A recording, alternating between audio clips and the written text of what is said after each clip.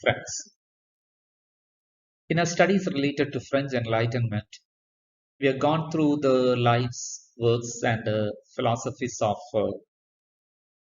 Montesquieu, Diderot, Hume, Voltaire, and Rousseau. And we have also mentioned about thinkers like Locke and Newton. This study takes us through the ideas of Immanuel Kant, the 18th century Prussian philosopher. Kant's family, his father was a saddler, and his mother, though uneducated, was noted for her remarkable character and intelligence. They belonged to the Pietist branch of the Lutheran Church, which stresses on holiness of the inner life. This had a tremendous influence upon Immanuel Kant. It is said that he never moved 8 miles beyond his own village throughout his life. And he maintained such a quality of character that people could correct their watches when they see him on his regular route. About his works, three of his works are known as the critiques. Each work starts with the word a critique of pure reason, of practical reason, a critique of judgment. And the next work we are already introduced to, what is enlightenment? Kant is a spokesman of the French intellectual dynamism. You have already mentioned his work. What is enlightenment? We know that when the enlightenment sprouted, there was a significant weight given to reason. But Immanuel Kant was against the extravagant claims made on behalf of reason. He advocated the idea that there are realms of reality that are opaque to reason. They are illuminated by flashes of insight. So, what does Kant mean here? Everything cannot be explained through reason, but still they remain as a reality. Let me try to explain that not through examples given by Kant. There is this idea about telepathy. Like two people, perhaps a relatives, siblings, they may be in two different distant places which cannot be connected through any system of communication. Like in the earlier days, there were no telephones or any uh, convenience for an immediate communication. And when one of them goes through a particular experience, perhaps a sad experience, perhaps a painful experience, the other person feels it at the same time. Now, that is the reality. You cannot deny that the other person had that experience. But can that be explained through reason? Or let us think about the principles of Archimedes or the discovery of gravity.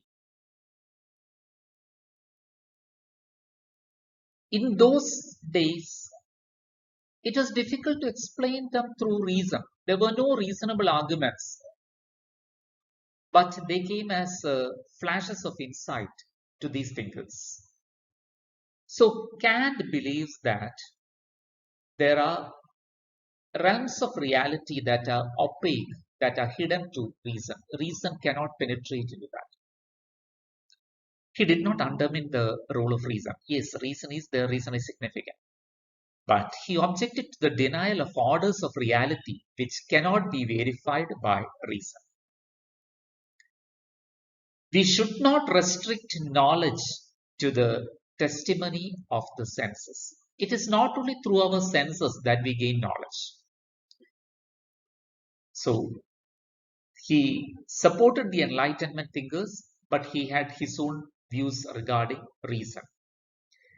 And we have seen Kant's respect for David Hume. He said that Hume has woken him up from dogmatic slumber. Kant considered himself to be in a sleep under certain dogmas, unverifiable principles. And David Hume woke him up from such dogmatic slumber. About Kant's philosophy, he was against bigotry, dogmatism, and despotism like many philosophers. He urged that the society should be open to new ideas and man should be liberated from intellectual dependence of others. He says, even a priest should articulate his independent views freely. It was a time when religion had its way and the priests, they were controlled by the teachings of religion. But you will remember there were many priests who tried to come out of that in the Enlightenment days. And Kant supports them, saying that even a priest should articulate his free views without being shackled by the church. Kant and the other thinkers. It was a time when there were many thinkers of the Enlightenment. Kant was skeptical about many of them. He was critical. There were skeptics like David Hume. Though he respected Hume, he did not support every idea of Hume. And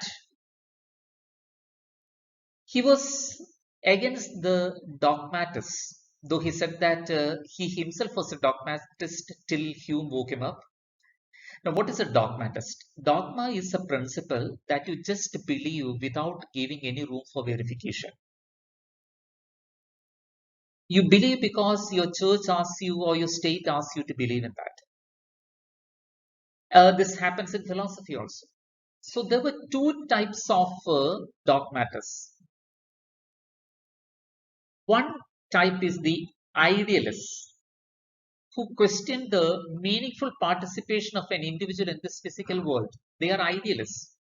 They say that there cannot be a total meaningful participation for anyone in this world.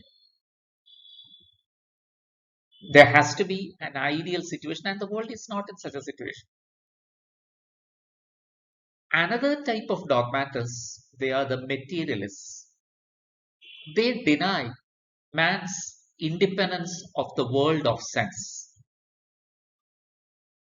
You'll remember that idea we mentioned earlier about Kant asking us to come out of the opaque situation of reason. There are things beyond reason. And here, the second type of dogmatist, the materialists, they say that man cannot be independent of the world of sense. It's only through our sense experience that we understand things. So these two type of dogmatists, the idealists and the materialists, Kant was critical about them. And there is this philosophical conflict. The idealists on one side and also the materialists on the other side. The idealists say that what we understand here is inadequate. You cannot have a meaningful participation. An individual cannot have that here in this physical world. There are things beyond this.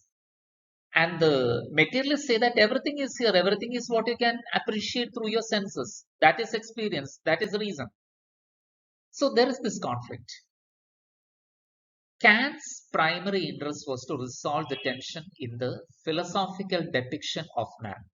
For that, you have his idea mentioned in the Critique of Practical Reason.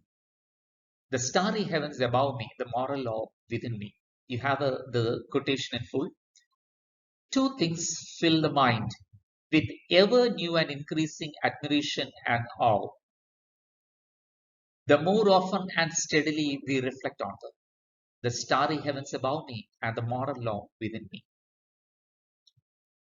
I do not seek or conjecture either of them as if they were veiled obscurities or extravagances beyond the horizon of my vision.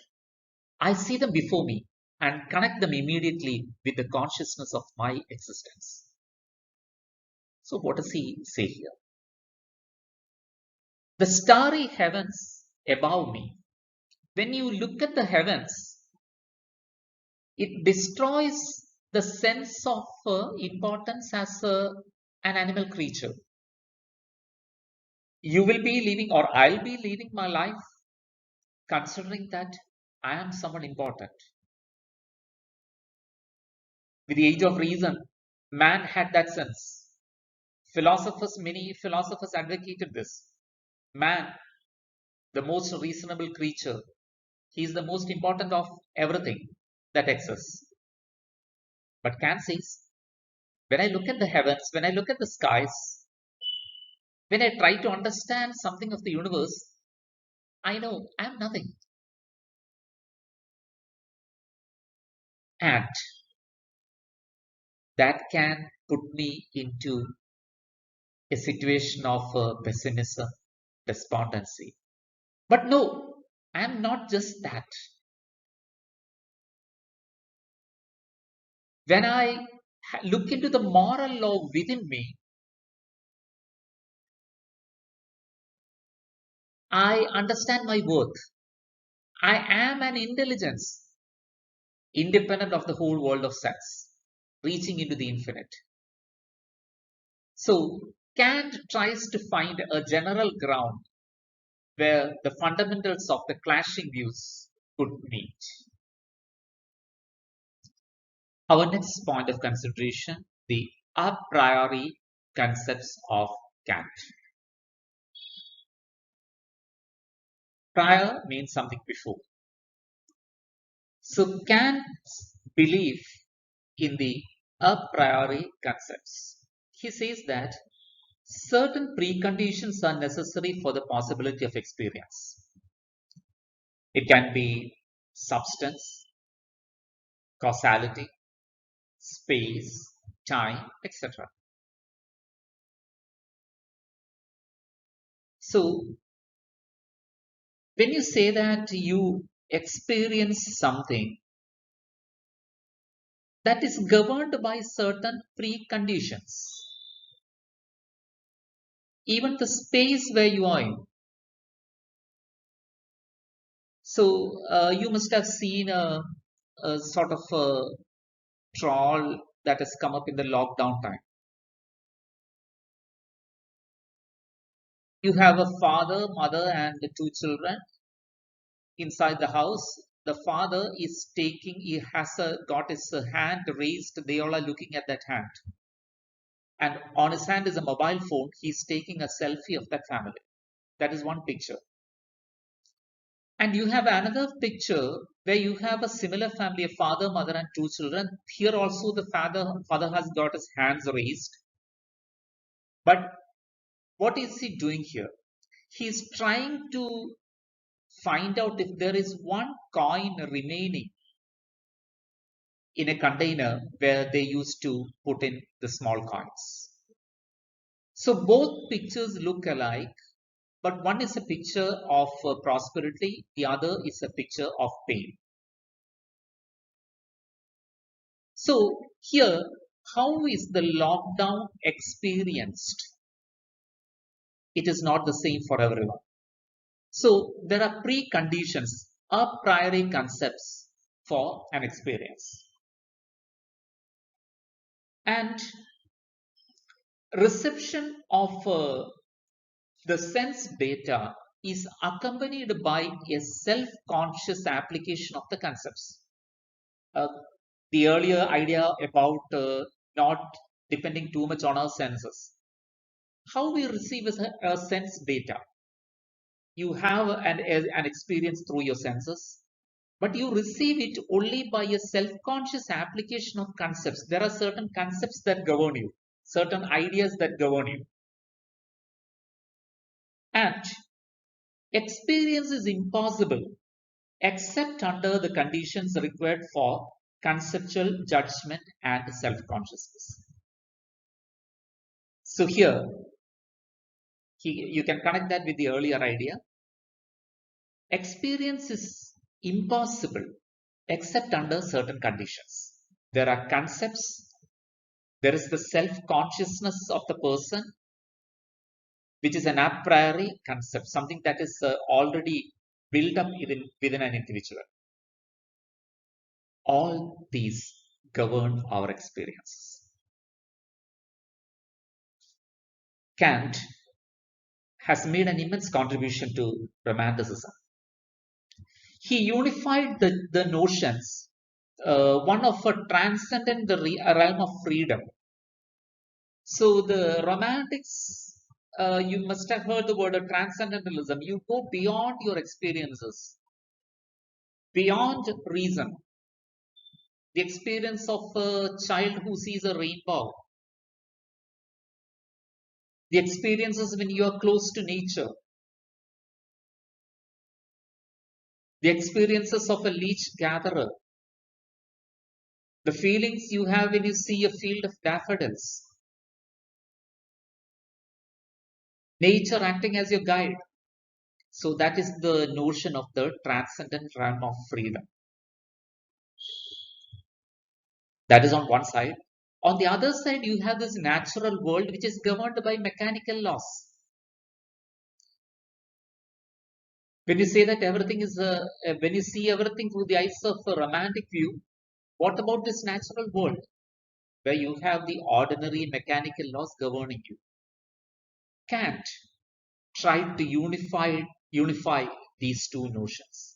There can be a connection between your transcendental experience and your natural real world. So the Romantics were happy to have a philosopher vouching for what they were writing.